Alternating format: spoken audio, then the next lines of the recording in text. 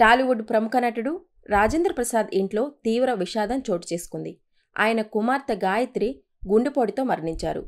శుక్రవారం ఛాతీ నొప్పి రావడంతో వెంటనే హైదరాబాద్లోని ఏఐజీ హాస్పిటల్కి తరలించారు. అక్కడ చికిత్స తీసుకుంటూ గాయత్రి తుది శ్వాస విడిచారు. రాజేంద్ర ప్రసాద్కు ఒక కుమార్తెతో పాటు ఒక కుమారుడు ఉన్నారు. కుమార్తె మరణంతో రాజేంద్ర ప్రసాద్ కన్నీరు మున్నీరుగా విలపిస్తున్నారు. గాయత్రి కుమార్తె సాయి తేజస్విని బాలనటిగా మహానటి చిత్రంలో నటించిన విషయం తెలిసిందే.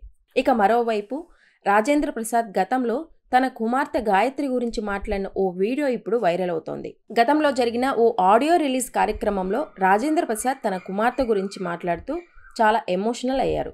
తల్లి లేని ప్రతి ఒక్కరూ కుమార్తెలో తన తల్లిని చూసుకుంటారని తెలిపారు. కూతురి సెంటిమెంట్తో వచ్చిన తల్లి తల్లి నా చిట్టి తల్లి అనే పాట తనకెంతో ఇష్టమని, ఆ పాటను గాయత్రికి ఎన్నోసార్లు వినిపించినట్లు రాజేంద్ర ప్రసాద్ తెలిపారు. ఇక రాజేంద్ర ప్రసాద్ను సినీ ప్రముఖులు పరామర్శించి ధైర్యం చెప్తున్నారు.